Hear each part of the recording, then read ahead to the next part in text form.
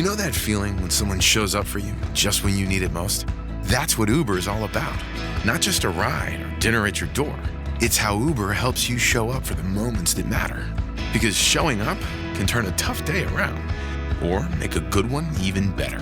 Whatever it is, big or small, Uber is on the way. So you can be on yours. Uber, on our way. At Capella University, you can learn at your own pace with our FlexPath learning format.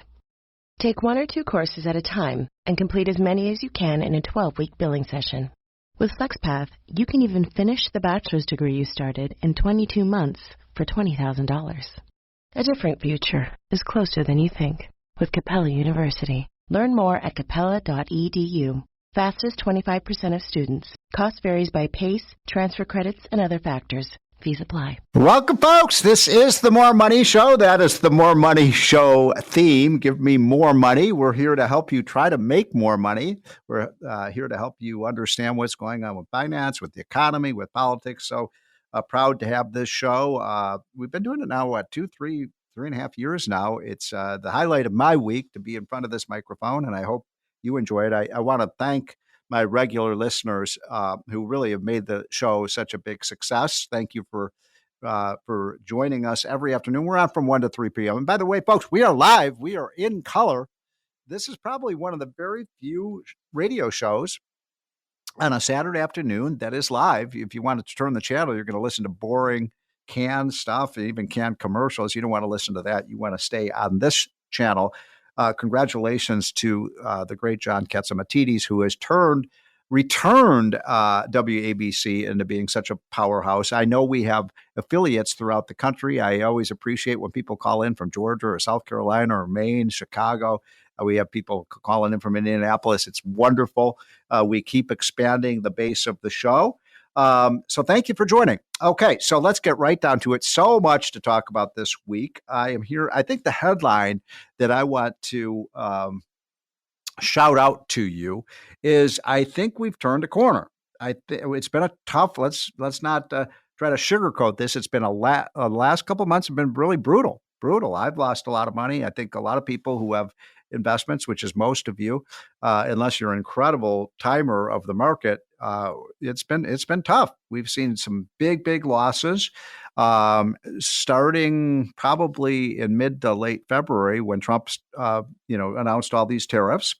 And the good news is that the last 3 or 4 days have been quite good. We've seen a big recovery. I see the Dow is back above, well above 40,000. I think we're at like 40,200 or something like that on the Dow. It had fallen to, I think, 37,000. So we're seeing a nice comeback there. I am not here to tell you that these choppy waters are over. They are not. We're going to see the market continue to fall and climb based on the news of these tariffs, which have been pretty sizable, and it's caused a lot of turmoil. And you all who are regular listeners to this show know I'm not a big fan of tariffs. I am not. I am a big fan of this president. I think 80% of the stuff he's doing for our economy are wonderful, but the tariffs have caused some problems. And the uncertainty, I talked to a lot of members of my group, Unleash Prosperity, who run middle-sized and large manufacturing firms, construction firms, and they're saying they're having a tough time right now because you don't know what things cost. You don't know what the tariffs are going to be. And we are a very globally integrated economy. It's one of the things that makes America so incredibly productive and efficient that we, bring in low-price stuff in the United States, and we use that as inputs to produce really high-quality, value-added goods and services in this country. It's one of our keys to success. And so we've got to get back to that. But Trump wants to, quite correctly, get these other nations to lower their tariffs. I know if you're a regular listener, I say this every week, but it is a truism that all the other countries have much higher tariffs than we do. There might be 1 or 2 exceptions of some smaller countries, but for the most part, we have been taken advantage of. And if Trump can pull this off, it'll be the coup of the world. My weekly column this week that will be in on posted soon on foxnews.com and run in other syndicated papers throughout the country, basically makes this point that if Trump can do two things, if he can pull off the ultimate inside straight, which would be to get the trade deals done with some of the major countries, including the Europeans, including Canada, Mexico, and we'll see what happens with China. I'm not privy to the information of what's going on with those negotiations. I wouldn't trust the Chinese as far as I can spit, frankly.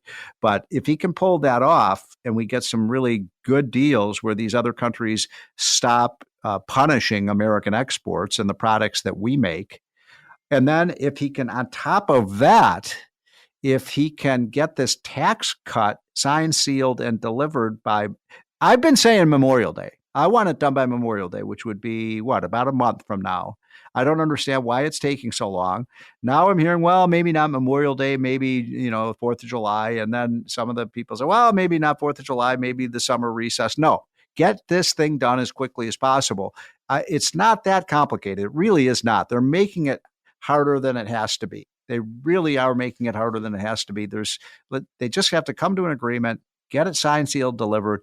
When those two things happen, folks, I'm 90% certain of this. When we get the tax cut signed, sealed, and delivered, and we get progress, real progress. Right now, all we got is rumors from the White House. Oh, we're making progress on this and that. But once you get this, signed, sealed, and delivered on these trade deals, I believe you're going to see a big, big bull market. I really do. I think things will be so set up because everything else Donald Trump is doing is so bullish. Remember, getting control of the border and getting in the immigrants that we need, that we benefit from, is huge for our economy. How about the fact that we're reducing the price of oil and gas by producing more here, and the energy infrastructure is so huge. The fact that we're building, we talked about this on the Kudlow show earlier, that we're building an energy infrastructure through data centers and our utilities are readapting to natural gas, and we should be building nuclear plants. Why? I know a lot of you listening to the show are in New York. Why would New York shut down nuclear plants? That doesn't make any sense. That's the cleanest form of energy we've got. No carbon emissions, no greenhouse gases from nuclear power. We should use our coal. What Trump is doing on coal is fantastic. We're going to have clean coal in this country. It's cheap, it's efficient, it's reliable, it's made in America. That's great. We've got natural gas. We should do all that. That's fantastic. It lowers energy prices. I think we could see gas prices down to $2.50 a gallon in a lot of places, which would be record and welcome relief for motorists, and our industry uses a lot of energy as well, so it lowers costs. Then you have the deregulation efforts, which are gigantic. Those will save, I've seen estimates between $1 and $2 trillion a year in lower costs for our businesses. But we're not talking about allowing companies to pollute. We're not talking about, making work unsafe or, relaxing the financial safety requirements of our banking system. We're just saying, let's have rational cost benefit analysis of our regulations, and those that are too expensive, we should lower those costs because that will make our economy more efficient as well. So when those things happen, good things are coming. And I'm a Trump guy. You all know that. I'm so honored to have worked for him and with him periodically throughout the last 8 or 9 years. I just have trust in this guy, and he proves me wrong. I was on Fox News yesterday, got a lot of attention. I just said, I was a skeptic on the tariffs, but I think in the end it may turn out. I think it will turn out. I don't like the short-term pain too much. Nobody likes short-term pain, but if we can get that long-term game, great. A couple of things I wanted to mention, though, that have been on my for those of you who get our hotline, and I hope you're getting the hotline every day. I harp on this every week because we have hundreds of thousands of listeners, and every one of you should be getting the hotline. And I don't care if you're conservative or liberal or Democrat or Republican. This is just useful information you can get each day for free. Folks, I am offering this to you absolutely for free. It costs you nothing. And just go to unleashprosperity.com and sign up for the hotline, and you'll start getting it. It takes about a week to get you in the system, and then you'll start getting it 5 mornings a week, an email. I think you'll like it because I just so many of the people who are listeners to the show have told me, I signed up for the hotline. I love getting this every morning. We always have a cartoon. We always have a humor item, but then we give you really short, pithy information about what's going on, sometimes a couple of charts, because a picture is really worth 1,000 words. So go to unleashprosperity.com and sign up for that. If you don't like it, there's probably something wrong with you. No, I'm just kidding. But if you don't like it, you just unsubscribe, but give it a try at least. And it's free. So there's no reason everybody listening to the show should not get, everyone listening to the show should get the hotline. But a couple of items that we talked about in recent episodes of the hotline. One is that the United States has come to completely dominate artificial intelligence. This is the next big thing. And we're dominating in robotics, which is the other next big thing. The economy is going to rapidly change, folks. It is coming quickly.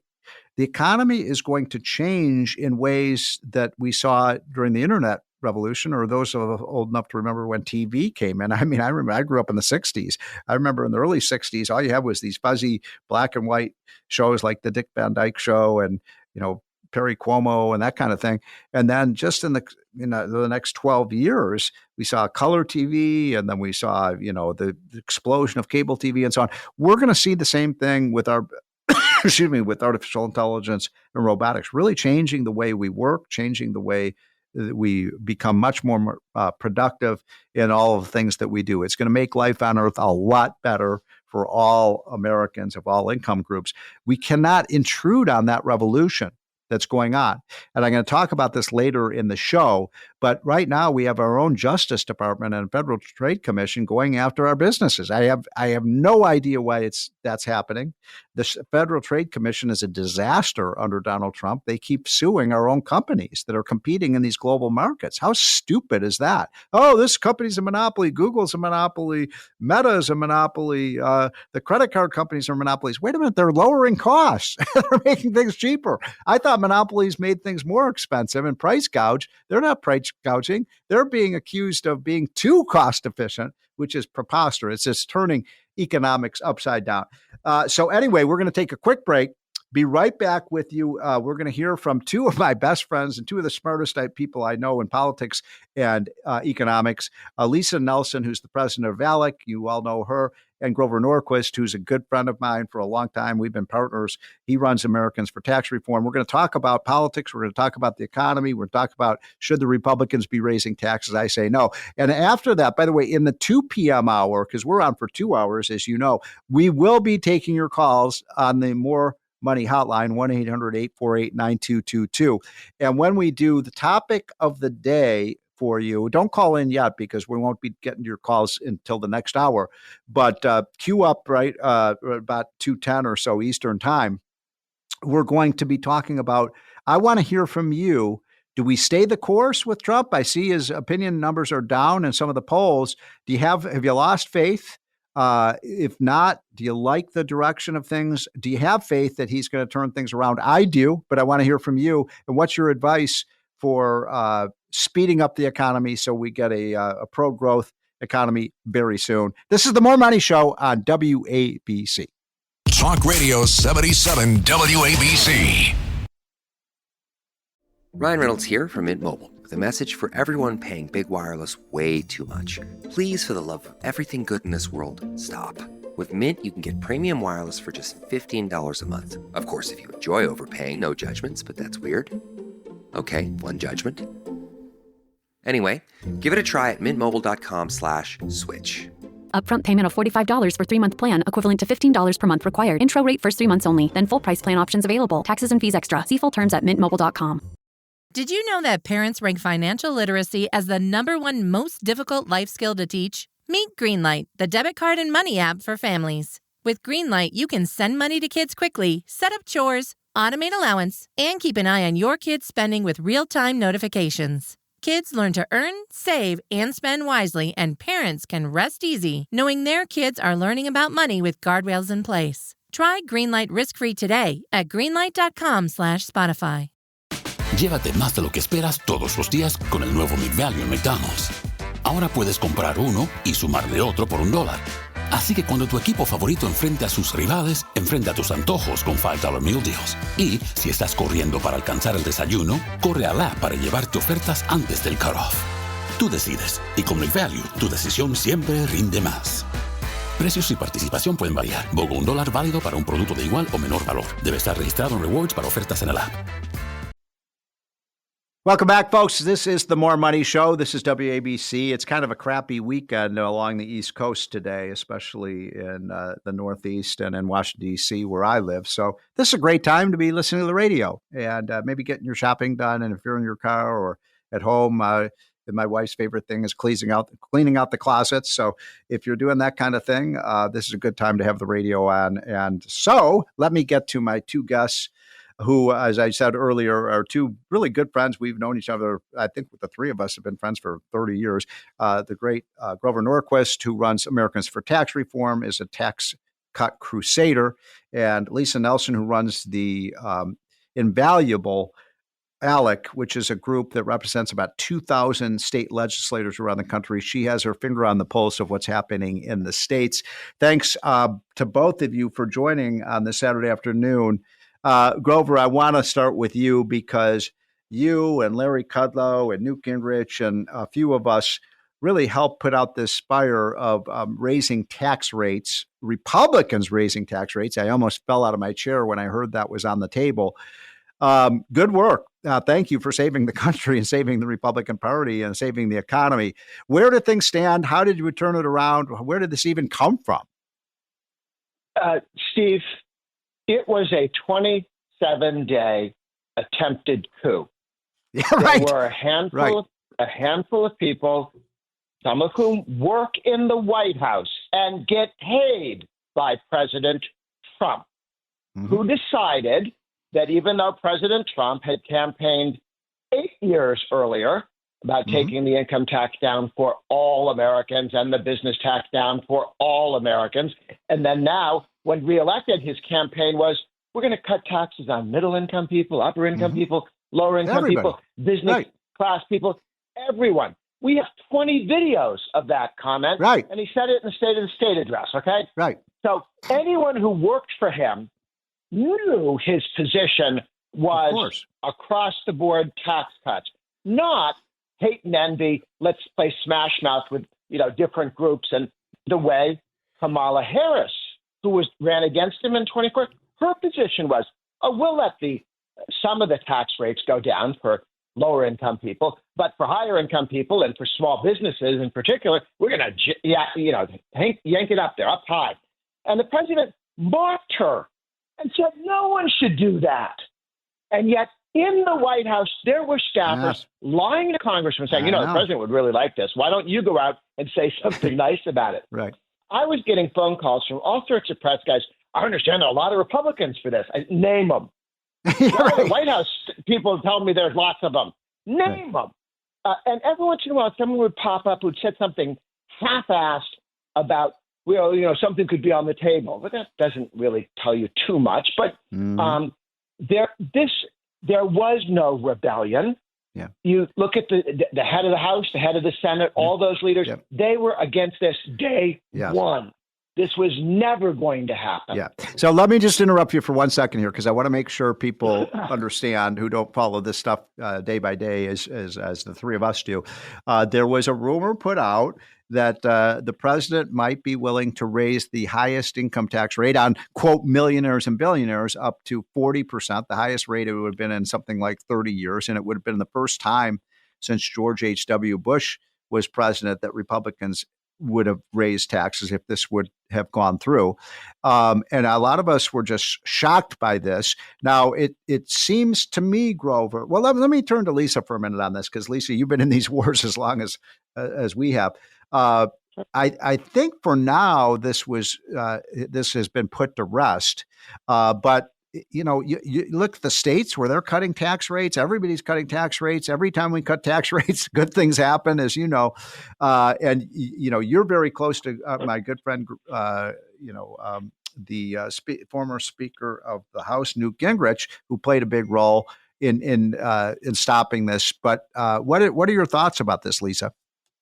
Well, yeah, I mean, I couldn't agree with Grover more on the attempted coup. I think the good news is that with the three of us having been in Washington for as long as we have been, right. we know when to sniff out fake news, right? We know when someone's trying to pull the wool over and when there's, a coup or some kind of spin going on. So, right. I think the important thing is, weeding out the truth from fiction. And if there are some folks out there who think we should be raising taxes, pointing out the historical, kind of dead switch that would be for the party. And I think it, good for you guys and good for ALEC and Committee to Unleash Prosperity and Americans for Tax Reform for jumping on this for 27 days, pounding it and pounding it back under the table, because this was something where they were trying to kind of breathe life into an idea that had to have been dead on arrival. So Grover, good point. And Grover, I wanted to, I know you've used this analogy before, and I use it a lot as well, because you were really one of the first people who started this movement to cement in place the Republicans as the anti-tax increase party. And it's almost like you're in your castle, right? You've got the high ground and you keep shooting down your enemy.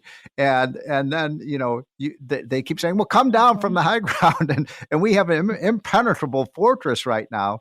And some of the fools, look, there are some people in the Republican Party. I think they're a slim minority, but there are some Republicans who want Republicans to come down from the fortress and, quote, fight fair and fight on level playing field. And why should we do that? This has been the issue that has propelled the Republican Party and unified the party for 35, 40 years? Yes. If you look at who ran Congress from 1932, when Franklin Delano Roosevelt took over, until 1994, when the Republicans swept, 62 years.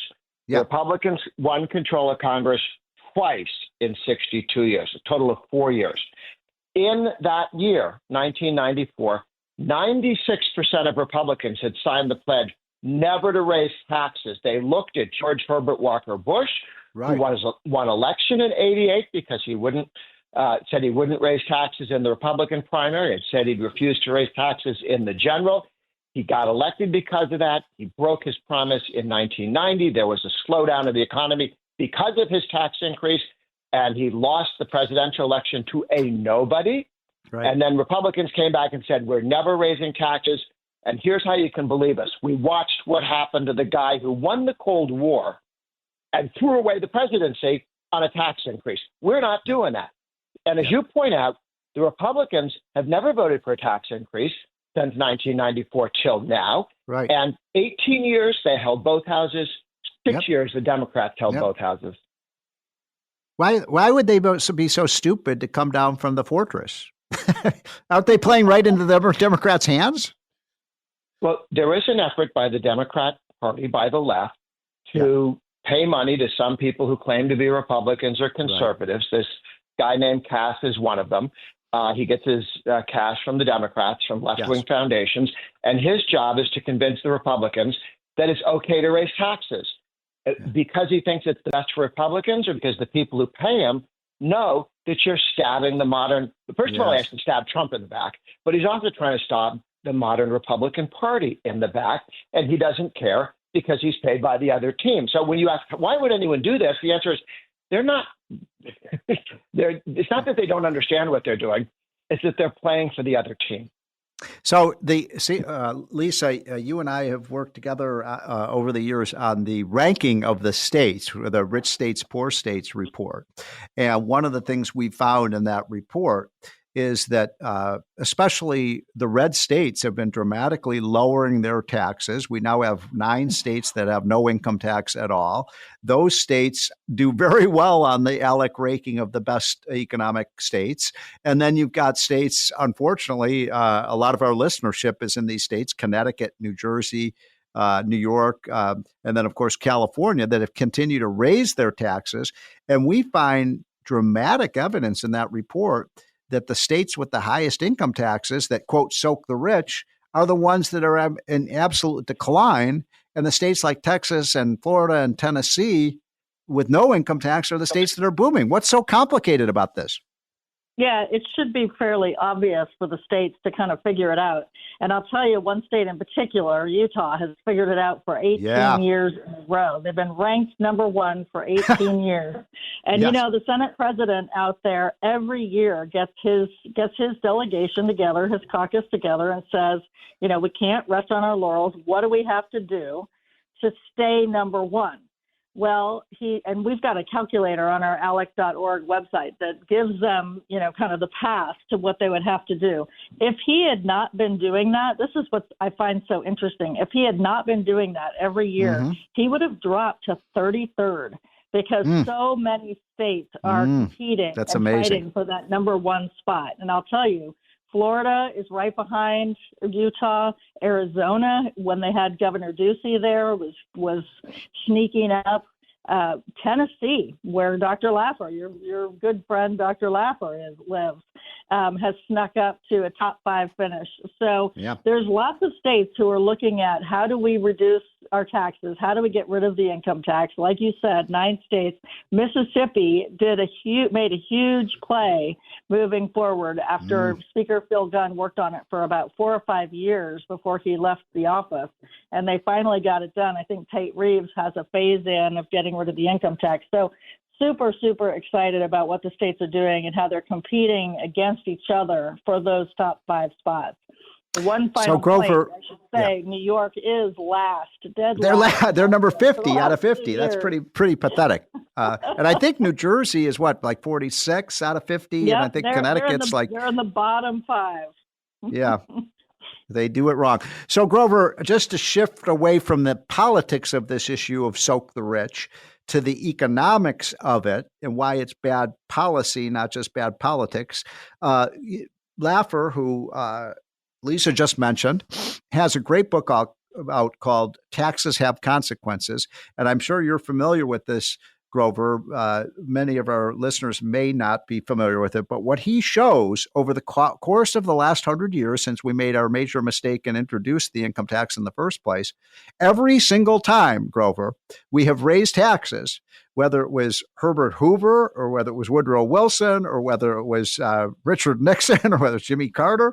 Every time we've raised taxes, bad things have happened for the economy. Every time under Coolidge, under JFK, under Reagan, under Trump, we've lowered taxes. Good things have happened. That is exactly true. But to get back to the politics for a moment, it explains why would somebody vote for higher taxes, as Obama said he was for raising the capital gains tax. And when someone said, but you do know that raising the capital gains tax will slow economic growth, and it will actually raise less money with the higher tax. Why would you do that? Because it's fair to bash those people, okay? Because it's a good thing to tear down people who are working hard. He literally defined the goal of taxation as not raising enough money to do the legitimate functions of government, of which there are a few, but rather as a tool to punish others. Punish success. And there are 2 parties in the United States. Go back to the Revolutionary War. The Tories, the people who supported the British occupation, were known as FOG, Friends of Government. Okay. And now the Democrat, and they wanted the government, the king, to be rich, powerful, and in control. So why would a politician raise taxes, spend too much when they know it's bad for the country? Because they're representing the party of government, and the government, each time the government raises taxes, the government got more powerful, not always richer, but more powerful. Of course. And the country did less well, but they're the party of government. They want the government to be bigger and powerful. And that's why we shouldn't be surprised when we explain carefully to them, you do know this will hurt the economy. And to them, the economy is taxes that they eat. Yeah. So we got to take a quick break. By the way, I promise you guys, I just keep you 14 or 15. Could you guys do one more segment? Sure. Okay, fantastic. We'll be back with Lisa Nelson and Grover Norquist in just 1 minute. We're going to talk about what's going on in the States and some of the exciting news on education reform, which is some very good news. We'll be right back. This is The More Money Show on WABC. Talk Radio 77 WABC. Is anyone out there? Another salesperson enduring the endless search. Exhausting. If you want to get right to the right conversations, you need LinkedIn Sales Navigator. Whether you're looking for new leads or strengthening existing relationships at your top accounts, get right to the right conversations with LinkedIn Sales Navigator. Try LinkedIn Sales Navigator now with a free 60-day trial at linkedin.com/trial. That's linkedin.com/trial. Terms and conditions apply! This episode is brought to you by Walmart. New beauty is in bloom at Walmart, and it's all about springtime radiance. From Drybar, Tula Skincare, and hundreds more available online, Walmart has the premium brands you want and this season's on-trend products for flawless, glossy hair and hydrated skin. Big name beauty brands? Check. The things you love? Check. Find trending spring beauty and all you need to look and feel gorgeous at Walmart, on app and online. Hello, Nigel here. As an owl, I love to be awake all night, but allergy sufferers like you probably don't feel the same. So take Zysol at night to relieve allergies while you sleep. Then wake up fully refreshed for a more productive day. Zysol works fast and offers 24-hour continuous relief from sneezing, runny nose, itchy watery eyes, and itchy nose and throat, so you can enjoy doing the things you love all day long. Be Wisol. Take Zysol at night. Use as directed. Starts working in 45 minutes.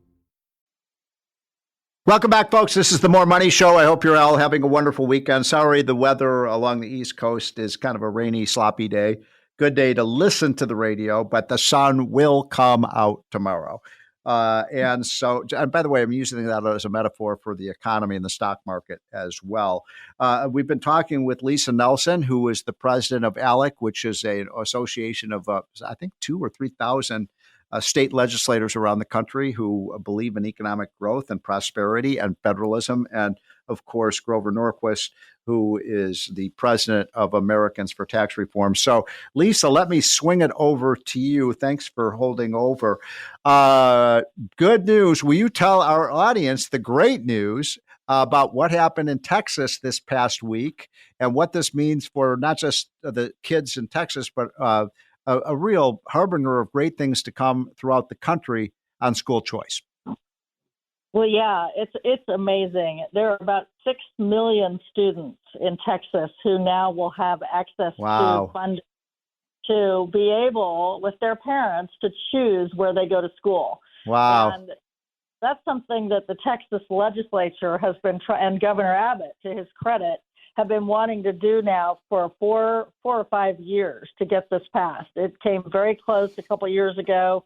It came even closer, and then there was a political attempt and success of replacing some of the Republicans who voted wrong on this back last year. And we now have the votes, and the governor will be signing a bill, $1 billion. That's with a B. Has been set aside for those 6 million students, and it'll be signed into law next Saturday, May 3rd, which is just amazing.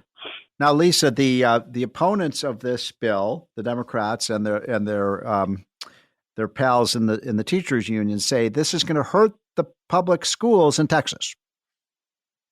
Yeah, well, as usual, they have it a little bit wrong. I mean, we all know, and I think all your listeners know, that when you're trying to, and just like the conversation we had on taxes, where states are competing with each other and want to get better, iron sharpens iron. And if you have a better product, people are going to flock to that better product. And I think that the public schools would be smart to see this as a way for them to kind of raise their standards, raise their teaching, raise their skills, and offer a better product. And I think a lot of parents want to send their kids to the public school. It's right there down the street. It's, it's convenient. They might have been, products of public school themselves. I certainly was. But if you see that they're teaching stuff that you don't agree with, or you find that might be problematic for your family and your values, of course you're going to want to make a change. And I think, the interesting thing, Steve, is that this whole wave of choice and parental empowerment. Right. And more of this education freedom dollars, the funding falling to students. It started in 2021. And from 2021 to 2025, we've had 16 states dedicate funds for students. And it was West Virginia was the first year in 2021. Yep. In 22, you had Arizona follow suit, doing a great job of getting that done. And then the big, huge year was 2023, when actually the states had now seen West Virginia, seen the results in Arizona, seen that there were more and more students being able to go to the schools. And you had Iowa, Florida, Arkansas, Indiana, North Carolina, Ohio, Oklahoma, and Utah all pass it. So we started working with, and then we've got 24 was Alabama and Louisiana. And this year we're hoping for it to be a banner year like 23, where Idaho has already passed education freedom, Tennessee, Wyoming, and now Texas. So the problem, of course, Grover, is this is fantastic news. It is absolutely wonderful, and congratulations to Alec and all the groups of the coalition. We worked with at Unleash Prosperity with Alec and so many other great groups that were part of this. But what's interesting, Grover, is that list of states that Lisa was just mentioning. I didn't hear New York. I didn't hear New Jersey. I didn't hear Connecticut. It's almost like these teachers' unions have a stranglehold on these states. You lead the anti-tax movement. There's no louder voice for higher taxes than the teachers' unions. Steve, you're right. They do have a stranglehold on politics. There shouldn't be labor unions in the public sector. They should not. Because there's no one to negotiate with. Yes. The politicians are on both sides of the table, giving money to the teachers union, who give money back taxpayer dollars. Hey, by the way, Grover, let me just interrupt you for 1 second. You're making such an important point. As you both know, and most of our listeners know, I hail from the great city of Chicago. The mayor of Chicago, Grover, was the lead negotiator for the teachers unions. Now he's the mayor. He's negotiating with this. There's nobody on the side of the citizens and the taxpayers of Chicago. So guess what? They just gave the teachers this massive increase in pay without any performance standards whatsoever. And that happens state after blue state after blue state. And frankly, for many years, it happened in red states because the Republicans go, well, what's the alternative? Maybe if we pay them more, they'll start to teach better. I'm not quite sure that ever made the mail go faster by giving pay increases to the unionized mailmen. But when you have a monopoly, public schools, the post office, it's very hard to improve. When you do improve is when you have competition. Email competes with the post office, as does UPS and FedEx. And in some of those zones, the post office has actually picked up its pace because it has real competitors. And in some areas where you have school choice and people can leave the government schools, then the government schools get better. So this is a reform both of homeschooling, private schools, charter schools, but also, the brain dead public schools wake up and have to pay attention and get serious about it when people have the option of leaving. So this is a huge win for freedom. On the union issue, Steve, President Trump did something I don't think he's getting enough attention and credit for.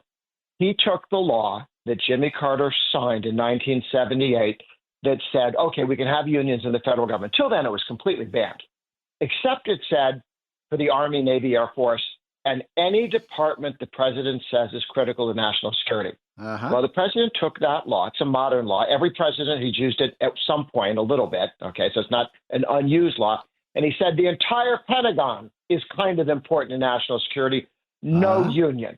The entire Veterans Affairs, where the unionized workers have been so problematic that people have been dying and veterans have been ill-served. He said, no more union to get in the way of taking care of veterans. Not happening anymore.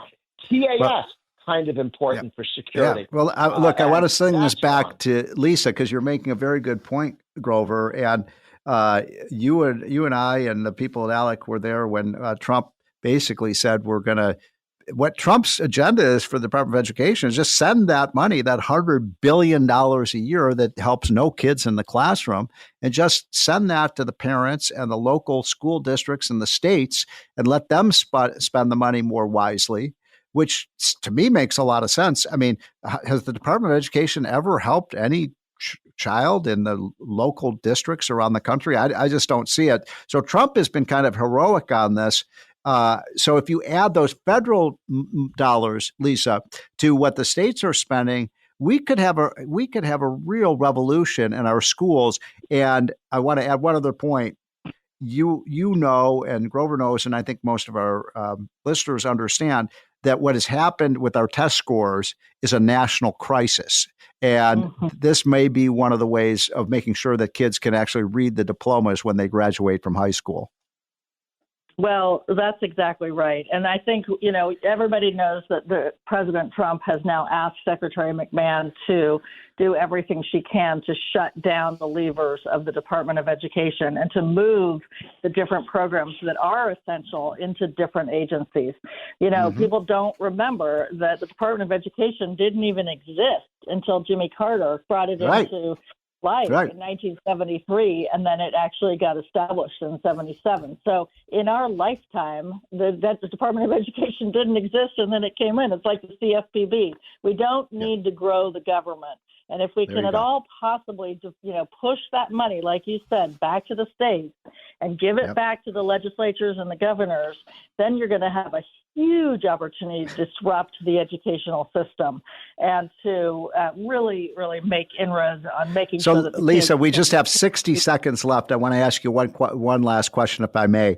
Okay, so I'm going to play the devil's advocate, in this case, the real devil advocate, and say, well, the people who are going to be hurt the most by these programs are the minorities. This is a racist program to basically bring segregation back into the classrooms. What do you say to that?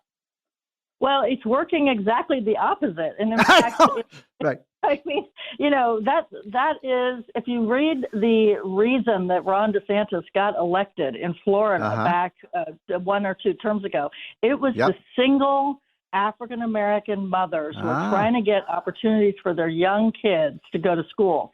And they had the opportunity to do vouchers in Florida. And because of that, those women went out and elected Ron DeSantis because their kids had the opportunity to go to those schools. I would argue that this funding for students is exactly the opposite and it levels the playing field and basically says anyone can go to any school. Now they're passing, and I know you're running out of time, but open enrollment, which is another element to this to make sure that you can cross your boundaries or your borders to go to different schools. So that's another. Well, we got to take a quick. Quick break. Well said, Lisa. That's Lisa Nelson of ALEC, and also the great Grover Norquist of Americans for Tax Reform. To both of you, thanks so much for taking some time this Saturday afternoon. We'll be right back, folks, to hear from Ryan and Bob Payne about how you can make more money. Talk Radio 77 WABC. Hey, it's Ryan Payne and Bob Payne from Payne Capital Management. Of course, that's Payne, coming to you every week on the More Money Show, talking about the stock market, the economy, your retirement. And Bob, man, oh man, it was another wild week, but I like seeing all that green on the screen. It was nice to see a big rebound in most markets this week. Feels pretty good. It feels even better, right? Because I went away April 1st. I haven't taken a look at anything, and I come back this weekend, and nothing's changed. What's all the excitement about? The market's going nowhere in a month. Man, you've been living under a rock. Let me tell you. That's kind of remarkable, right? Because if you have a diversified portfolio right now, and we look at our portfolios, we do build diversified portfolios. Your portfolio is pretty much in the same place since it was the beginning of the year.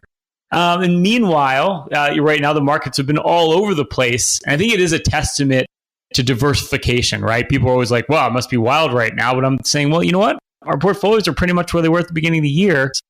Well, I'm very upset because, Payne Capital Management's done such a great job of managing expectations that no one panicked.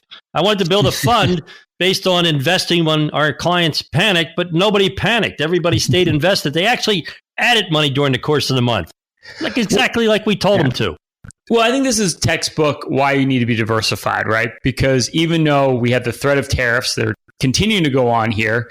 And we saw a lot of the winners, we'll say, of last year, like your big tech stocks, Microsoft, Amazon, Nvidia, Tesla, you name it. They got hit really hard on this big sell-off.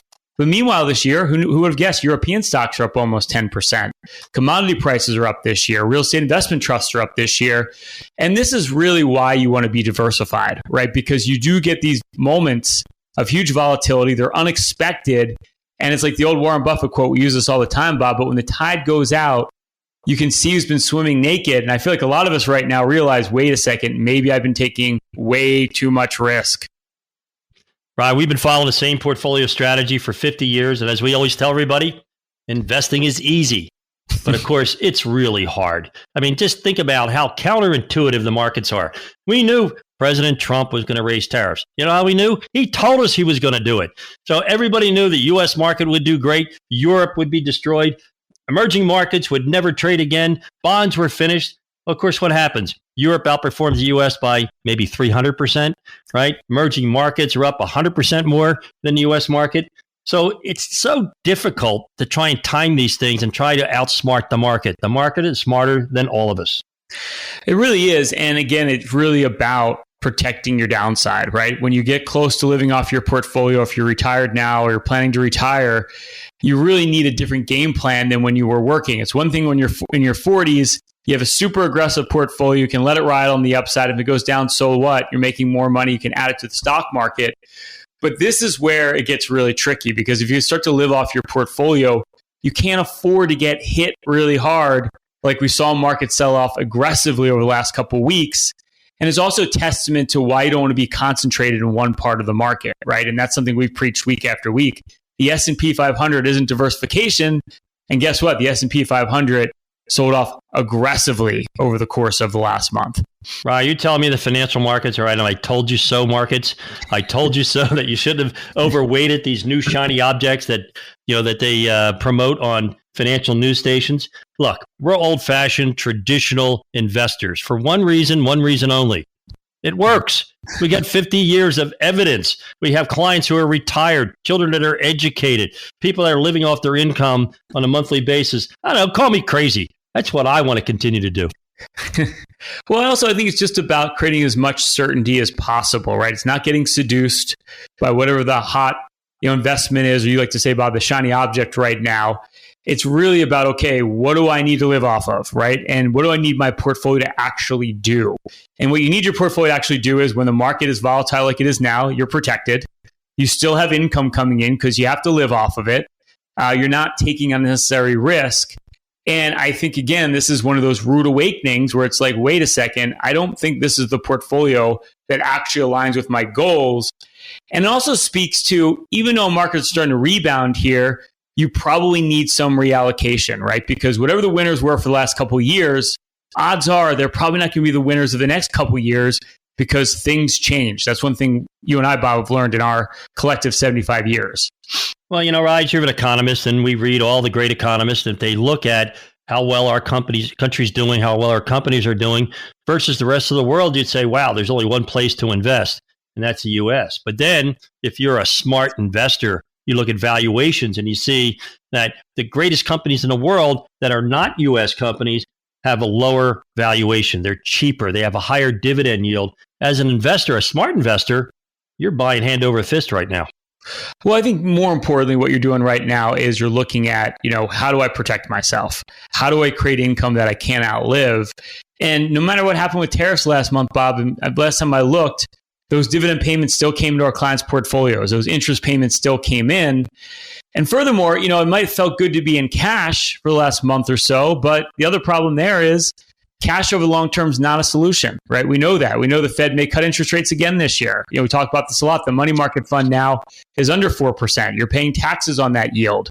And inflation is still running over 2%. So, you have to make long-term good proactive decisions. But I think what you have to think about right now, especially in the midst of this volatility, is how do I change the blueprint for my portfolio so it matches up with what my long-term goals are, how I'm going to live off my portfolio. It's the most important question you need to answer.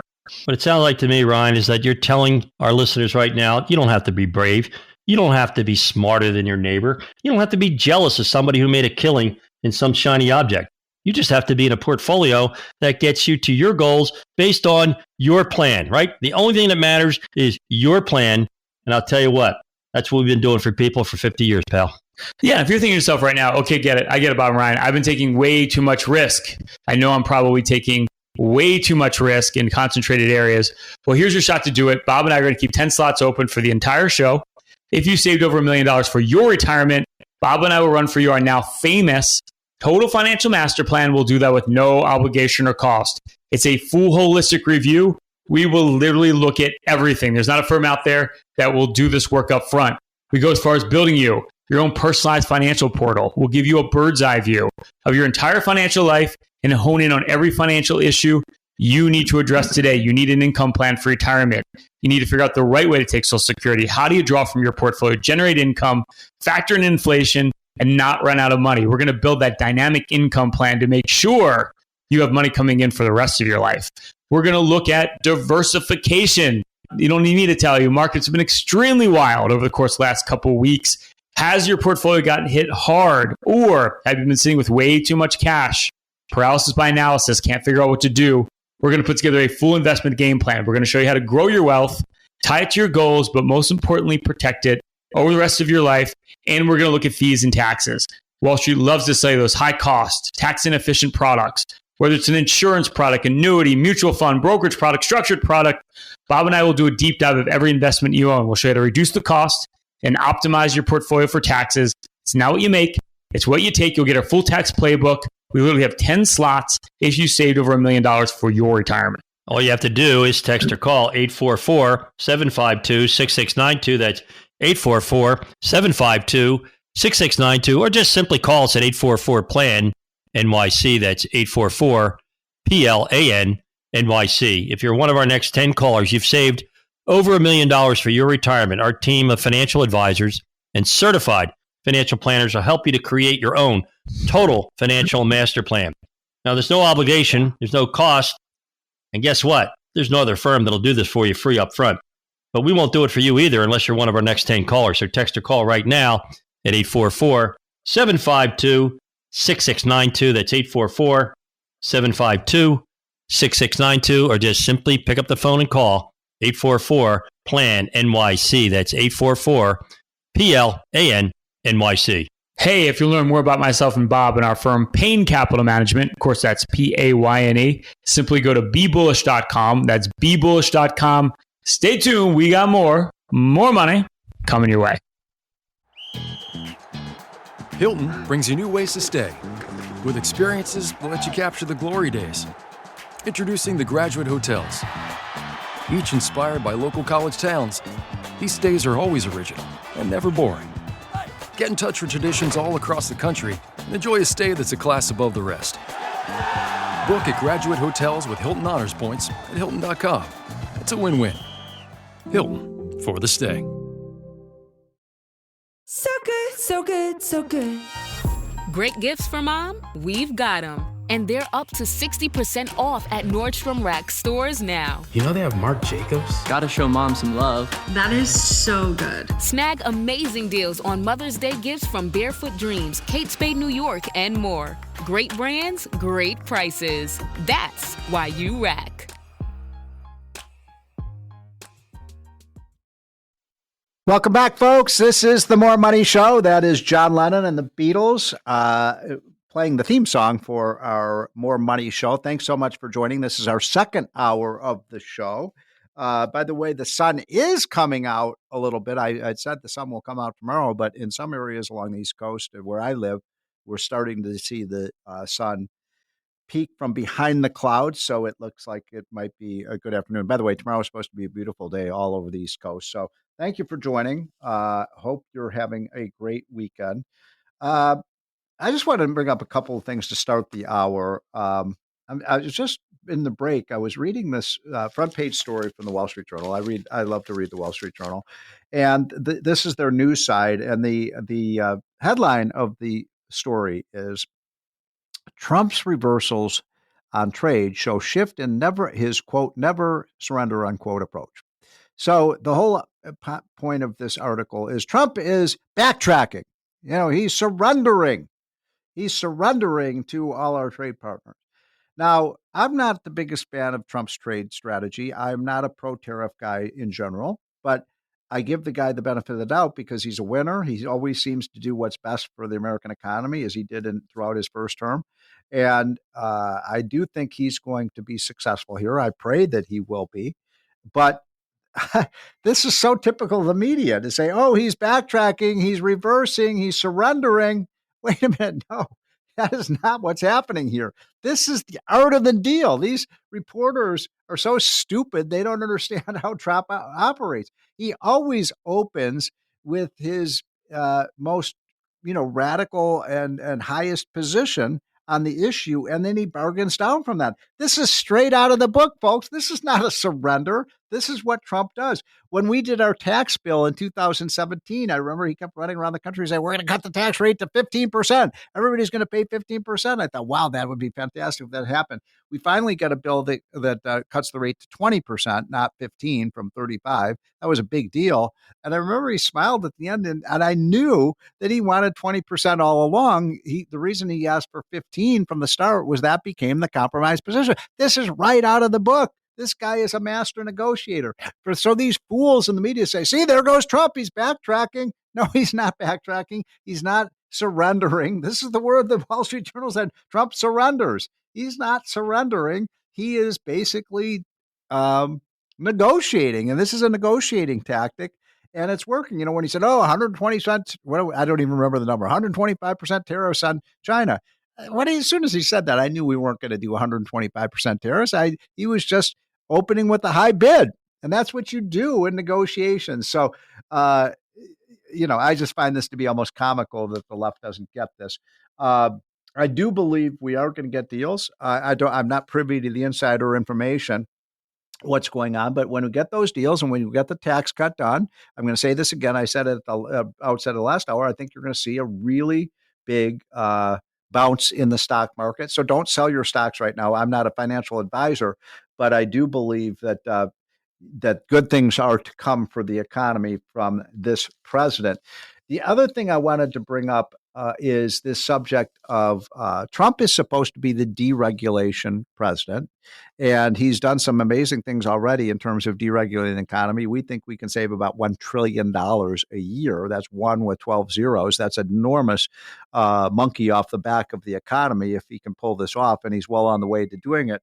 But I'm very concerned about these attacks against our high-tech companies coming from some of the people in the Trump administration, including the Federal Trade Commission, which is now suing our own companies for being monopolies, which is ridiculous. They're saying Google is a monopoly, Meta is a monopoly, Apple is a monopoly, the credit card companies are monopolies. This is ridiculous. This is progressivism from 100 years ago. These companies that are being accused of being monopolies have been lowering their prices. The price of online advertising as low as it's ever been. How could anybody have by the way, could anyone have a monopoly power over that? There are tens and tens of thousands of websites and things you can advertise on without going through Google or without going through some of these other major websites. So I don't understand the logic of that. If you look at Meta, Facebook is basically free. Google is free. How is Google gouging consumers when I can go Google something right now that takes me 30 seconds and find out what used to take some people 30 hours to find, and they don't pay me one damn penny for it. It's free. And they're saying this is a monopoly. Now, look, I know a lot of my listeners don't like the big tech companies. They have discriminated and deplatformed conservatives. And I agree with you. I think that was outrageous. And I do think we've turned the corner on that. But to say that they're monopolies that are hurting consumers is crazy. And all we are doing by attacking our own dominant companies, and anyone who has a 401k plan, you're almost certainly, I hope you're owning Google and Apple and Microsoft and Amazon, and these companies are incredible profit makers. That's a good thing because we all own these companies. So why are we committing economic suicide by attacking our own companies? If we want to attack companies, we should be attacking the Chinese companies. And by the way, the Europeans are trying to take down Google. They would love to do that. So would China. So would Japan. They would love it if we shot to death our own companies. I think it's foolish and I think it's bad economics. So stop doing that. Let's be number one in AI or robotics and the internet firms like we have been for the last 30 years. That will make America great. We'll be right back, folks. That's my little opening riff, but we've got some great guests lined up. And I am going to be taking your calls. I will be taking your calls probably around the bottom of the hour. And we've got a lot of time I've allocated. The question of the day is, do you think Trump is on the right track? I see the polls are showing that he's dropped in the polls. Is it stay the course? What advice would you give Donald Trump at this point if you were his advisor? Would you tell him to back off? Would you tell him to be nicer? Would you tell him to stay the course? Would you tell him to get tougher? I don't know. I want to hear from you. That number is 1-800-848-9222. This is the More Money Hotline, 1-800-848-9222 or 1-800-848-WABC. I want your opinion on this. And if you don't like Trump, I want to hear from you. What do you think he's doing wrong? We'll be right back. Your snacking routine can get a little dull. Time for an Oikos remix. Like a crunchy storm of sea salt praline pretzels, dark chocolate, and butter toffee, showering down into a smooth, creamy yogurt. Enjoy 3 Oikos Remix varieties with epic mix-ins and 11 grams of complete protein per 4.5-ounce serving. See RemixYogurt.com. We're shipping Mother's Day gifts with a rapid-fire round of questions. Ready? Yes, my gift. Can you pack it? Yep. Ship it? Yes. Guarantee it? Of course. Oh, send gift baskets? For sure. Protect electronics? Dog-proof it? Return it if they hate it? Yes, no, and yeah. Are you the UPS store? Hey, we have a winner! Visit the upsstore.com/guarantee for full details. Most locations are independently owned. Product, services, prices, and hours of operation may vary. See Center for details. The UPS store. Visit a store today. Welcome back, folks. This is the More Money Show. This is WABC. We're live. We're live and in color. One of the few stations on the weekend that has live programming because we love to hear from you. We have also believed in freedom of speech. So when I take your calls near the bottom of the hour, I want to hear from Democrats, Republicans. I want to hear from men and women. What do you think Trump is doing right so far? What do you think he's doing wrong? The polls show that people are losing a little bit of faith in Trump. So are you losing faith? And if you are, what do you think he should be doing differently? That will be the question of the day. But in the meantime, I wanted to turn to 2 political experts who we're going to talk about a range of issues. I'm talking about John Fund. You all know John Fund. He's a regular on this show. He is a columnist in the National Review, many, many years, one of the chief political correspondents on the editorial page of the Wall Street Journal. It also works with me at Unleash Prosperity, and Phil Kerpen, who is the president of American Commitment. You see his articles all of the time, all over the place.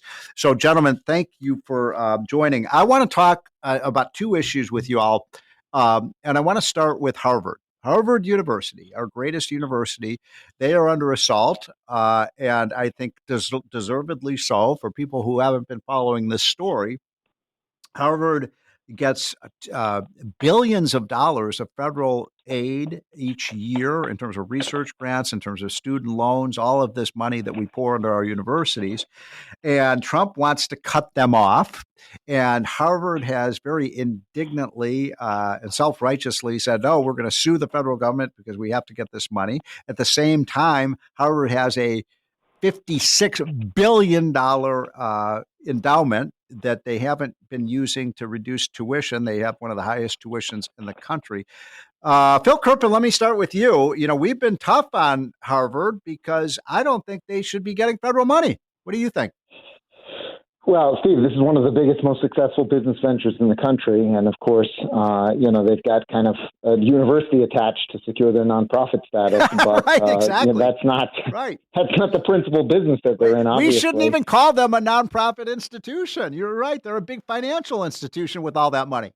Yeah, absolutely. And, but here's the thing, for many decades, the left has used the government to dictate all kinds of left-wing things that they want on campus and all kinds of standards for all kinds of things. And conservative schools that did not want to go along with that, Grove City College, Hillsdale, and so forth, they had to say, we're not taking any federal dollars. So I don't know how everyone is so outraged now when all Trump is asking for is a little bit of political neutrality, and they're going crazy. So let me just interrupt you for 1 second, because you're making a very important point, Phil, which is that for those who know Hillsdale College, which is a conservative college, I think the three of us have all been on campus there to give lectures. That's in Michigan, and they take John Fund no federal money because they want to say what they want to say, and they don't want to have to abide by some of the crazy federal rules. And I respect them for that. But now Harvard is saying, well, we should be able to say whatever we want, and we should be able to take federal money. Yes, and Hillsdale isn't alone. Grove City College and various others follow the same path. I agree that when you take the king's shilling, you have to accept the king's rules. Mm-hmm. However, I think the Trump people, like in a lot of things, are operationally correct, but tactically they went a little too far. For example, when they talked about diversity on the college campus, they basically said you should hire more conservatives. I don't think that kind of micromanaging I agree with the you. Federal government should be all about. Right. I agree. So I think the real issue here is this. Harvard, as Phil says, has to decide what exactly are you. Are you a series of research institutions which can stand on your own, and frankly, they do a lot of good work? Are you a university for basically pampered kids, or are you basically a big business?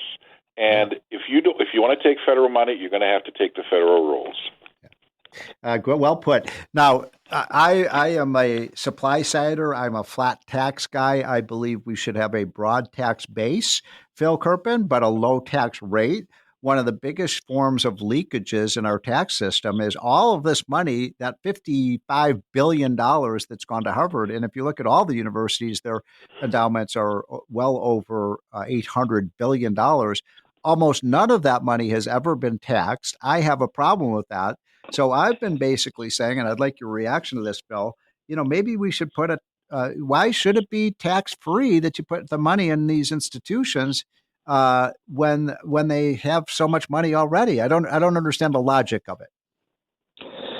Well, I'm a little bit ambivalent on this, I have to tell you. I have strong feelings in both directions, because on the one hand, I agree with you. Universities and hospitals, by the way, are both largely nonprofit, and they're also the two entities that have had the largest price increases by far over the last several decades. They farm massive amounts of government subsidies. And by the way, if the left is right that rising prices are indicative of corporate greed, then the greediest corporations in America are the universities and the hospitals, right? Now, all of that said, I run a nonprofit, and if we lost our tax status, that would be very challenging for me. And so I am ambivalent for personal reasons. Yeah. Okay. John Fund, what do you say? It's very simple. If you have an endowment of $50 billion, what exactly are you doing? You're basically running a giant hedge fund. So that's what the point is, Phil's nonprofit basically doesn't have an endowment. It operates year to year. It has to satisfy its donors. Harvard doesn't have to satisfy its donors. It has so much money, it could buy countries. So I believe that if you hoard your cash as much as Harvard, Yale, and the others do, you can expect someone to come and give you a haircut from it. Yeah. So where do you see? I agree with what you were saying, John, before about I don't like the idea of the government sort of telling these universities, look, if they want to have a liberal philosophy, it's a free country. They should be able to do that. I don't want to dictate what speech is allowed and what speech is not allowed. Although the irony, of course, is that these universities, Phil, are the very places that have had these speech codes on their campus. You can say this word, but not that word, and this and that. So they've been some of the greatest violators of free speech. And now they're saying, oh, the federal government's violating our free speech rights. Yeah, I think it's appropriate for the government to say if you take federal funds, then your standard for speech on campus should be the First Amendment, right? It would not be appropriate for them to say you need to censor this, that, or the other thing. And so I don't think the government can tell them to censor, but I think they can and should tell them not to censor if they're going to take federal funds. So I was just using, by the way, John, Harvard as an example because they're the biggest example, but you have you have about 30 or 40 major universities that have endowments of over $1 billion. So this isn't just an issue affecting Harvard, although they've been in the headlines, but it affects Northwestern, Duke, Columbia, Yale, Princeton, the University of Texas system. But it just seems to me that these universities have moved so far to the radical left that they shouldn't be surprised that there's been kind of a pullback. Right. And by the way, they could do something with that money that they're hoarding. And I know that some of them are saying, if you have a family income up to a certain point, we'll make it tuition free. But why not then take some of their money and perhaps support the high schools and the junior high schools that really need support, that don't send their kids to Harvard, and frankly they could support school choice programs. In other words, they have this money, and it's basically just to invest and earn more money. I think if they want to be part of the community, they should become involved in part of the community and helping it, and that includes getting kids educated before they go to university. So a great point, John. Phil, I want to just tangent off this a little bit, but this is related to our discussion. The NFL draft is going on right now, and my phone keeps pinging because this guy was just picked in the 6th round, 7th round. And, these universities have become, they've become basically professional football teams that happen to have a bunch of kids running around on campus, with this new, paying the players. Some of the players are making more money not going into the professional NFL than staying in college. I see some of these quarterbacks are making $3 or $4 million a year. The coaches make millions of dollars. I'm not against people making money, but are these even nonprofit? They're almost becoming commercial enterprises. Yeah, almost every state now, the highest paid employee of the state is a football coach at the state university. And so, these. And by the way, I should say, Phil, I love college football, so I'm not so sure why it's all tax free. Right. I mean, it's big business. It's big business, and it's actually basketball and football have by far the best minor leagues because they use the colleges that people care about. I mean, no one cares about minor league baseball or hockey because it's not structured like that. And so it's brilliant the way it's evolved, and it's a great product. And frankly, I think college basketball and football are in some ways better to watch than the pros even. Me too. So I don't begrudge them any of that money, but you're right. It is it's a fraud of sorts that it's categorized as nonprofit and run out of these universities. So, John, how do you see this all playing out? I mean, this is a big battle between, the federal government and Harvard and some of our biggest universities. How do you see it playing out? I think all the court precedents are that the federal government has for 60 years, ever since the Civil Rights Act and various other things, been able to impose standards on universities. And I cannot believe that if you go through, you might get a district court to disagree, but I cannot believe that the appeals courts and the Supreme Court would challenge that and say they have a right to do whatever they want and accept taxpayer money at the same time. Should be one or the other. One quick issue I wanted to ask you each about. We only have about 3 or 4 minutes left. We've covered in this in the Unleashed Prosperity Hotline. By the way, everybody should get that. Just go to unleashedprosperity.com and get it for free.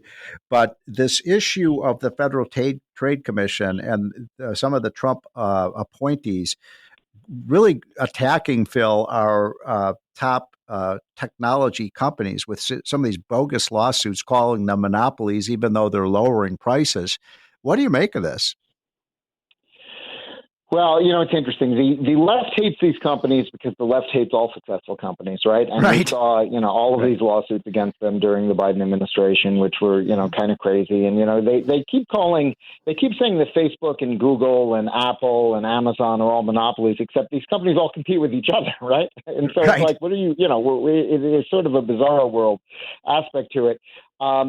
with the Republicans, it's different. It's not that they're anti-business as a matter of ideology the way the left is. It's they think these companies hate them because they're conservatives, which might be true, by the way, and they want revenge.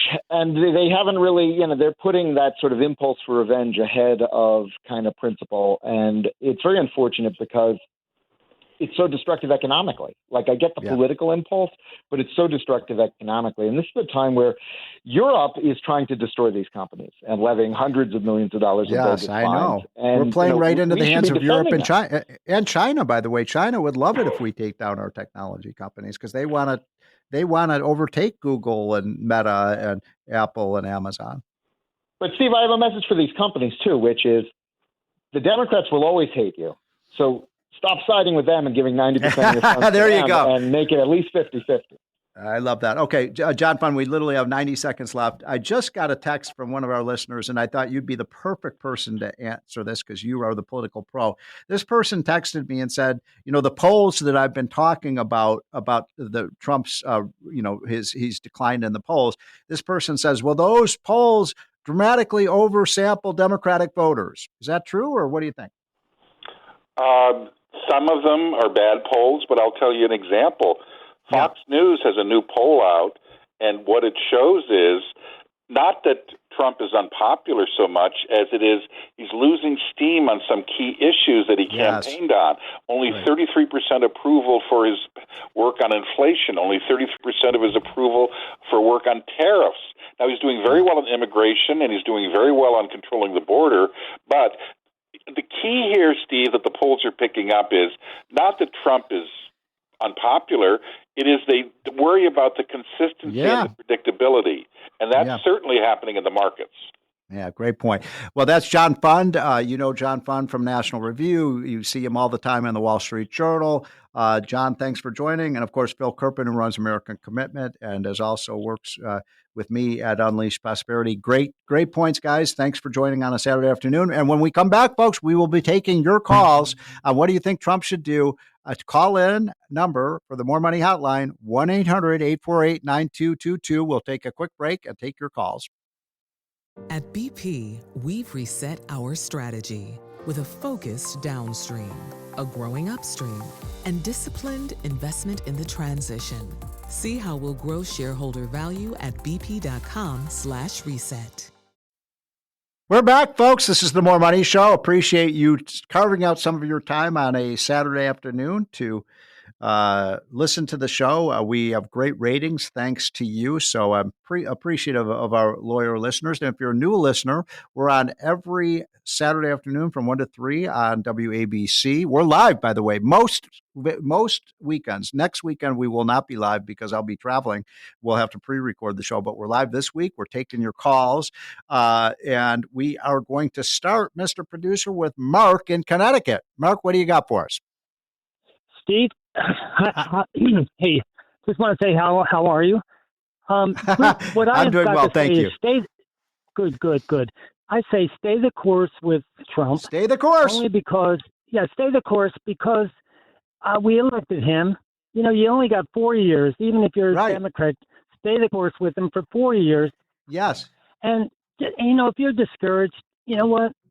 Like the people of, like the Israelites were following Moses. Moses gets them to the Red Sea, right? Now we're going to die right here. And then God comes through and parts the Red Sea and they're all happy. So Mark, stay the course. I like it. Okay, Mark, I'm going to cut you off because I've got 5 or 6 other callers. Appreciate your call. I will simply say this, so we got 1 vote, folks, for stay the course. I'm kind of in that camp as well. I want to see these tariffs wars come to an end. I want Trump to win. I think he will, but I'm glad that, and incidentally, I made this point at the outset of the show. I'll make it again. When Reagan was elected, one of our greatest presidents ever, in 1980, took over 81. He had a mess that he had to clean up from Jimmy Carter. It took him 14 months to clean up that mess. And once he did, oh my God, we had the greatest 7-year expansion ever. The economy just boomed and so did the stock market. So I think we may, and I don't think it's going to take 14 months. I think it'll take maybe, in 2 months from now, I think things are going to be a lot better. But by the way, we have 2 lines open still. on our More Money hotline. That number is 1-800-848-9222. So if you want your opinion to be heard, please call in. And by the way, any of the ladies out there, I've got 5 or 6 people waiting, but they're all men. So I want to hear from the ladies. What do you think? And also, if you're a Democrat and you don't like Trump, tell me what you think, what you would change, because we love to hear from Democrat and independent voters as well. But in the meantime, let's go to Robert, who has been patiently waiting in New York. Hey, good afternoon, Steve. Steve, so 2 points. I was out at Easter with a very large group of, I would say, from 27-year-olds to 87-year-olds.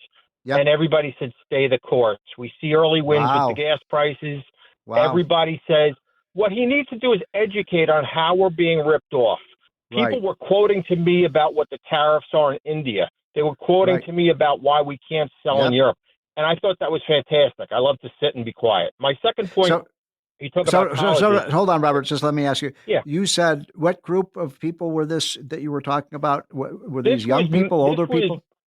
No, this was men and women from 27 to 87. Oh, that's a pretty big age range. Okay, got it. It is. It was a family gathering for Easter, and this was like the consensus of your group was stay the course. Stay the course, but educate. Continue to talk about the numbers. Okay, what other what's your second quick point? Because we've got others waiting. Go ahead. Real simple. I was at with a CFO of a very large Ivy, and I said, when do you stop increasing your costs? And he said, when we stop getting record applications. So, the consumer has all the cards in this one. Yeah, that's so true. Robert, great call. Thanks for listening. Let us go now. By the way, Mr. Producer, let me know when some of the ladies call in, because I want to hear from the ladies. They are over half the voters in this country, so we have to hear what the women have to say. But in the meantime, we've got Gordon in Brooklyn. Says Steve, it's always great to hear you every Saturday. I'm a faithful listener. Thank you. I think that if President Trump puts fairly high tariffs on China, that it will help China also in the long term, and I'll explain why. It's because the Chinese government is not happy with the way most of its people invest their money.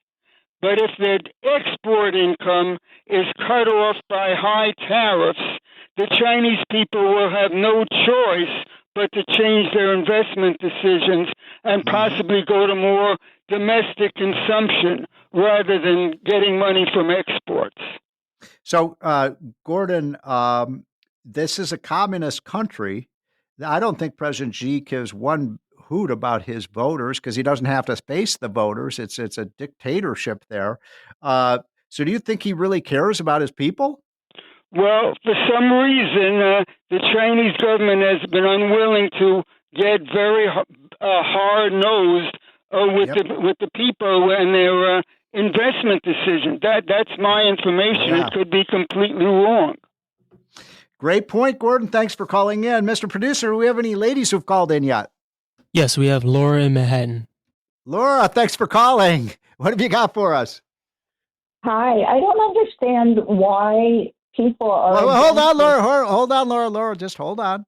Before I answer your question, you have to answer my question. Do you think Trump needs to change his tune, change his program, or stay the course?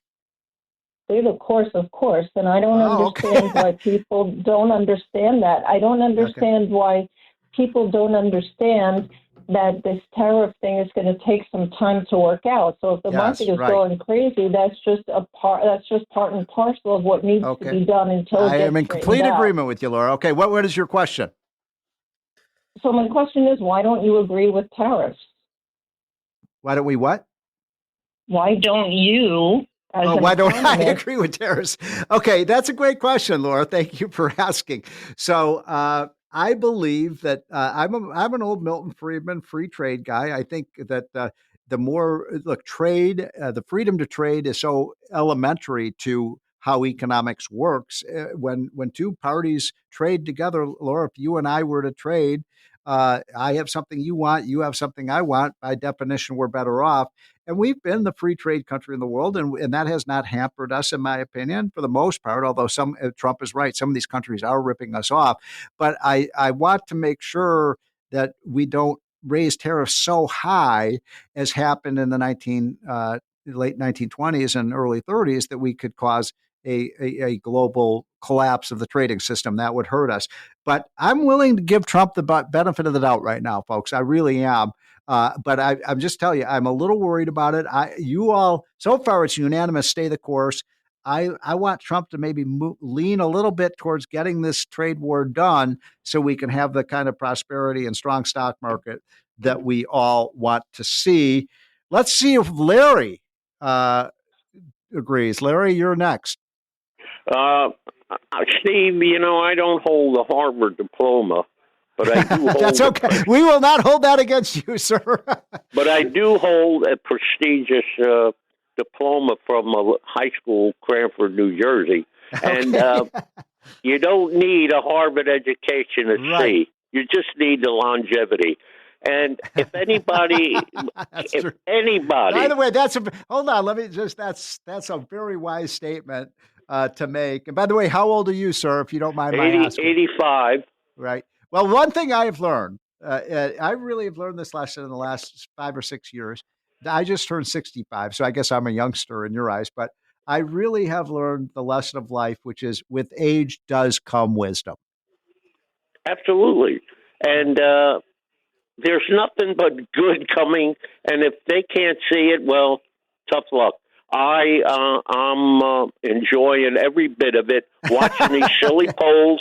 You live by the poll, you'll die by the poll. Now, can I ask you another question? Are you one of these really rich millionaire and billionaires? Absolutely not. I'm just living still like what Trump is doing. Because, all the Democrats say, Trump just cares about the millionaires and the billionaires. Absolutely not.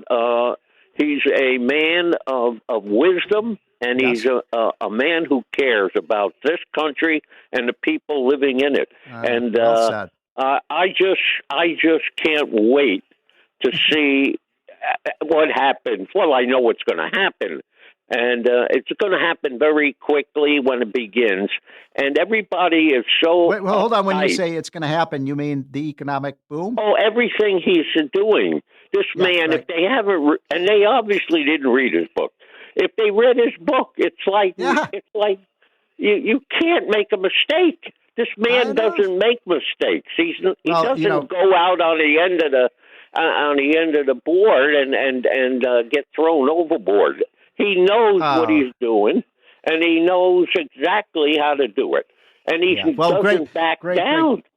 Great points, Larry. Thanks so much for calling in. You right now, so far, it's unanimous that Trump should stay the course. I want somebody to call in with a reason why that you would like to see him change. I think Norman is next on the docket. Norman, what do you got? Yeah, hi, Steve. I'm sorry I'm not a woman, but this is 2025, so if you want to think of me as a woman, go right ahead. Well, do you identify as a woman? No, I don't, but I could for your show. If you want to say, I'm a woman, Steve, I don't have a problem with it. I am woman, hear me roar.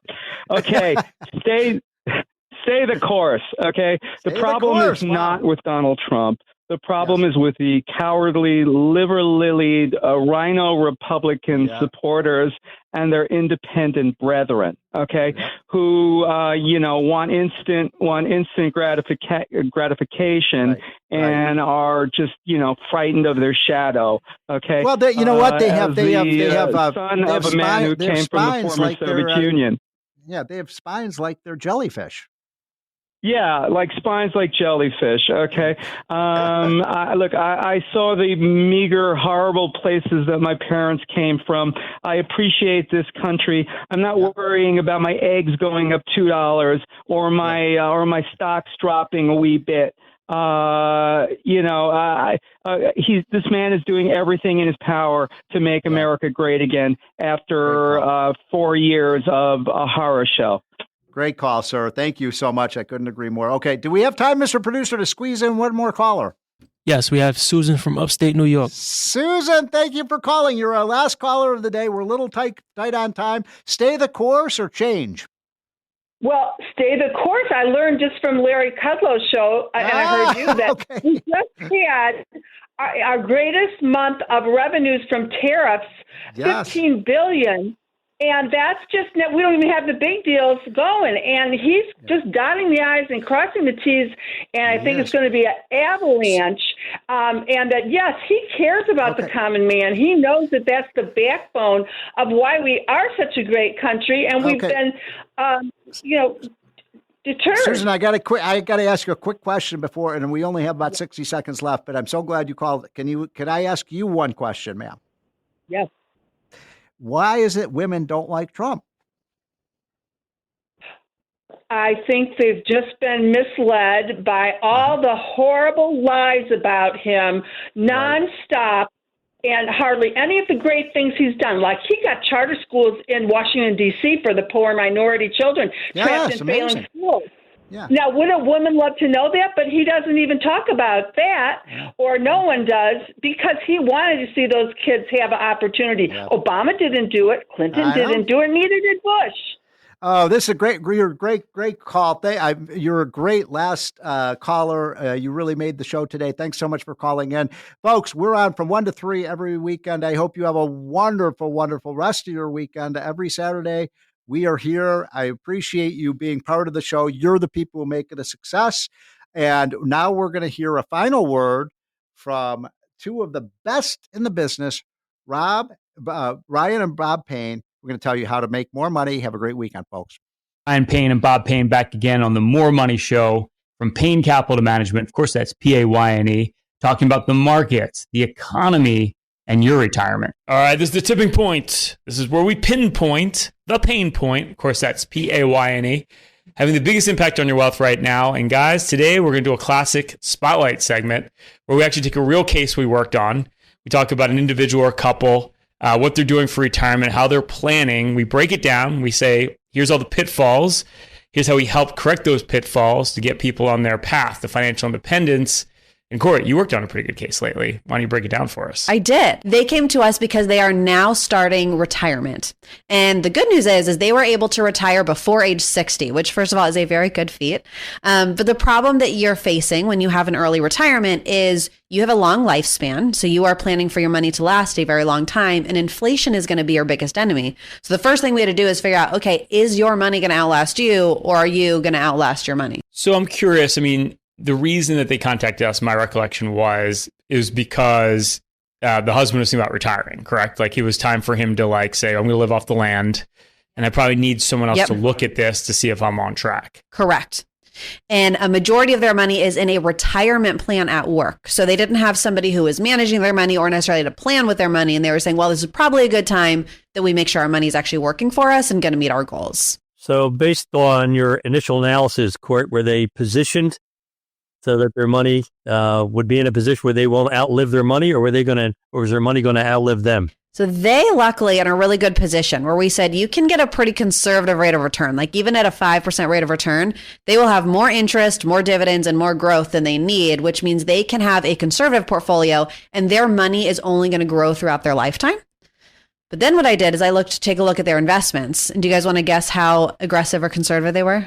Well, I'm looking at the case. I'm looking at the proposal put together, and they're 80% in the market. Now they are 92% in the market. Right? They're 92% at risk in the markets, which that's great when you're 20. You don't have to worry about your portfolio for a long time. And we see a lot of that right now, right? That baby boomers, they're getting into their late 50s, early 60s, 70s. And their portfolios are positioned like they're 25. Now, great when the market's going up, but we know if you're 92% equity, man, oh man, your downside risk is tremendous. Exactly. And that's what you want to look at is saying, okay, if you can get a conservative rate of return, your money is going to last throughout your lifetime. This is probably a good time to reposition, because otherwise what can happen is you stay 92% equities, there's a big downturn in the markets, you're down 40 to 50%. That can actually affect your retirement and cause you to go back to work. And that's not what we're trying to accomplish here. I don't think most folks understand when you are retired and you're no longer having that paycheck come in, that safety net, that you now have to pay your bills with relative performance. When the market's going down when you're retired, it doesn't seem like it will ever recover. And it's almost impossible not to panic in that scenario. And I've seen that happen. We had that in 2000 and 2008, where we had clients who wouldn't listen to what we had to say, fired us, ended up, going somewhere else. And then a year or two later, come back knocking on the door saying, well, we only have half left. Could you take us back and put your plan back together? I mean, it's funny, but it's sad. It's so sad. It reminds me of that Mike Tyson quote, everyone has a plan to get punched in the face. But I think what's interesting about this case, and I think this is very indicative of a lot of people right now, is until we put all their assets on one place on a spreadsheet so they could see their allocation, the husband, he didn't even really know that they had this kind of risk. And I think most of us don't realize it's not until we see where our 401ks are, our brokerage accounts are, and how they're all allocated together that you can really get an idea where your risk is. Because I think most people, it's not intentional that they have that much risk. They just don't know it. And I think these are problems that a lot of people face, where you are really good about saving your money. You're putting money into your retirement plan at work, but then you don't think about it, right? So you're putting it in there. It's getting invested for you, but you haven't looked at it in years. So you're still invested like you were in your 20. There's still some cash accumulating. You don't realize how much it is. But it's not something I think anybody should be faulted for. It's just like, you do need to look at this, have somebody do a review, especially every few years, make sure, are your goals still the same they were 5 or 10 years ago, or should you be making changes to your portfolio? I would say probably most people should be, but it's easy to just not look at it, just set it and forget it. And I think that's what happens in a lot of cases. Yeah, and the other thing too is what I love watching when you do this analysis, we show you how much cash flow could you be generating on your money. As Chris likes to say, who's out sailing right now, is you get a better outcome with income. And what I love about this portfolio is by re-diversifying it, better spreading the money out, taking less risk, you're able to increase the income by like a pretty sizable amount. Exactly. Yeah. So I'm looking at the analysis we ran, and they're currently generating about $44,000 a year between interest and dividends. And just by reallocating this portfolio, making sure it meets their goals, we're able to increase that to more like $94,000 per year. That's an extra $50,000 of income that you're getting, which means you don't need the stock markets to go up a single dollar. You're just generating that every year. And especially a client like this who doesn't need the money, we're just reinvesting that and buying more investments every single year for you, so that down the line when you need it, you have more that's growing. Well, I'll tell you one thing. I know you're not going to recommend, Court, as you've been repositioning its portfolio. There's this annuity we just transferred in from one of our existing clients, where after 18 years of taking risk in this guaranteed investment, what would you guys guess was their annual average rate of return? Usually low on annuity. I'd guess what, 2%? It can't be lower than 2%. How about 0.2%? I mean, barely made any money net of the fees from the insurance company. 18 years, they had $200,000 that, with a conservative balanced portfolio would be $500,000-$600,000. Do we think the insurance company is taking a lot of fees out of that? I wonder. But they say there are no fees. I don't get it. And I think that's the wild opportunity right now, right? Is by just allocating your portfolio to liquid assets, because annuity, once you turn that income stream on, it's not liquid, is you can generate a huge stream of income right now by having, real estate in your portfolio, having real estate investment trusts in your portfolio, having energy pipelines in your portfolio, having a global portfolio where the yields are higher. There's just so much value in having diversified sources of income, and you can do that with a liquid portfolio where you don't have to lock your money up. It just drives me crazy. You guys know the bulk of my clients have been retired for a long time now. They have income streams that have been generated year after year. We just transfer, a fixed amount of money to their checking account wherever they live locally. And I got to tell you, the conversations I've had with them month after month, year after year, is never about the stock market or the bond market or even the tariff tantrum that's going on in the market right now. We talk about their grandkids. We talk about their golf game. We talk about their boating trips or their cruises. I mean, it's just amazing how comfortable it is to be in retirement, to truly have a portfolio that can outgrow inflation and, continue to give you the lifestyle that you want, that all of us want, when we do finally retire. If you saved over $1 million for your retirement, myself and Bob and our team at Payne Capital will run for you our total financial master plan, and we'll do that with no obligation or cost. It's a full holistic review. We literally look at everything. There's not a firm out there that will do this work up front. We go as far as building you your own personalized financial portal. We give you a bird's eye view of your entire financial life, and we'll hone in on every financial issue you need to address today, whether it's that income plan for retirement, How do you take Social Security? There's a lot of ways to take it, but one right way for you. How do you draw from your portfolio the most tax efficient way? We'll give you a full income plan, factor in inflation so you don't run out of money.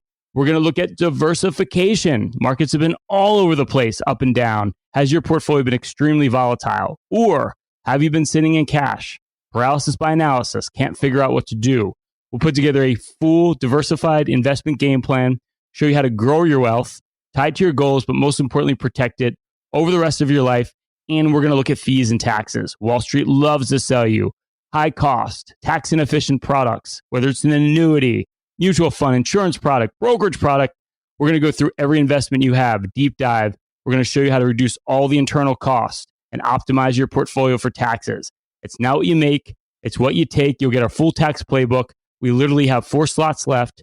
If you saved over $1 million for your retirement, all you need to do is call or text at 844-752-6692. That's 844-752-6692. If you call or text us right now at 844-752-6692, that's 844-PLAN-NYC, 844-PLAN-NYC. This is New York's talk leader, the crown jewel of talk radio. WABC New York and 107.1 WLIR Hampton Bays. 77 WABC News starts now. 77 WABC News. We have 64 degrees, cloudy, rainy skies on the Saturday, April 26th. Good afternoon. I'm Lisa G. It's Pope Francis's funeral at St. Peter's Square in Vatican City. Over 200,000 people turned out, along with scores of cardinals, bishops, and priests. Some 50 heads of state, including President Trump and First Lady Melania, are there.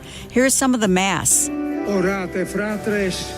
President Trump met privately with Ukraine's President Zelensky in Rome during the funeral service for Pope